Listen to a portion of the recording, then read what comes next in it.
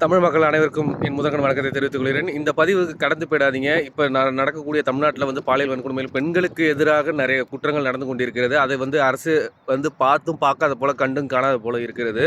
அதாவது பார்த்தீங்கன்னா, இந்தியாவில் அரசியலமைப்பு சட்டம் என்ன பண்ணிக்கிட்டு இருக்குன்னு தெரியல. மகளிர் உரிமைகள் காவல் நிலையம், அதாவது மகளிர் காவல் நிலையம்னு ஒன்று இருக்குது, அது என்ன பண்ணிக்கிட்டு இருக்குன்னு தெரியல.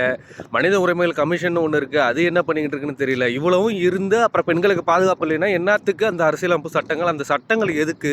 அந்த காவல் நிலையங்கள் எதற்கு? மூடிட்டு போக வேண்டியது தானே? இல்லை, எனக்கு புரியல. பக்கத்தில் இருக்கிற கேரளாவிலலாம் பார்த்தீங்கன்னா, பெண்கள் ஒரு கம்ப்ளைண்ட் கொடுத்தாலே ஆண்களை தூக்கி ஒரு விசாரணை கிடையாது, தூக்கி உள்ளே வச்சிடுறாங்க. ஆனால் தமிழ்நாட்டில் ஒரு மயிரும் கிடையாது.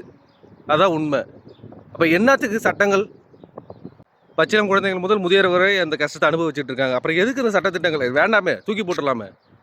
பெண் குழந்தைகளை வச்சிருக்க பெற்றோர்களோட நிலைமையை யோசிச்சு பாருங்க. பக்குன்னு ஒரு 10 நிமிஷம் நான் லேட் ஆயிடுச்சுன்னா, இப்போ 5 நிமிஷத்துல வந்துடுறேன்னு சொல்லிட்டு அந்த பிள்ளை ஏதோ ஒரு ஃப்ரெண்ட்ஸ் கிட்ட பார்த்து பேசிட்டு ஒரு 10 நிமிஷம் கழிச்சு வந்தால் கூட அந்த பெற்றோர்கள் மனசில் ஓடுற விஷயங்கள் என்னவா இருக்கும் யோசிச்சு பாருங்க. பிள்ளைகளை பெற்ற பெற்றோர்களோட குமரல்கள் சொல்ல முடியாது. அந்த பிள்ளைய அந்த கட்டி கொடுத்து அவன் கையை ஒரு கையில் கொடுக்குற வரைக்கும் அந்த பெற்றோர்கள் படுற கஷ்டங்களை யாராலையும் சொல்லிட முடியாது.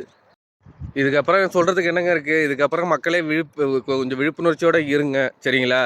எது நடந்தாலும் குற்றங்கள் நடந்தால் அதை கடந்து போயிடாமல் தயவு செய்து முடிஞ்ச அளவு குரல் கொடுக்க பாருங்கள். இல்லைனா நம்மளை இப்படியே தான் நசுக்கியே தான் வச்சுருப்பாங்க. அடுத்த எவன் வந்தாலும் சரி நம்மளை இதே சூழ்நிலையில் தான் வச்சுருப்பாங்க. முடிஞ்ச அளவு மக்களே ஒற்றுமையாக இருங்க, விழிப்புணர்வோடு எடுங்க. எது நடந்தாலும் குற்றங்கள் அந்த இடத்துல நடந்தால் தட்டி கேளுங்க. கேட்டால் மட்டுமே தீர்வு பிறக்கும். வேறு என்ன சொல்கிறதுன்னு எனக்கு தெரியல. நான் வீழ்வேன் என்று நினைத்தாயோ?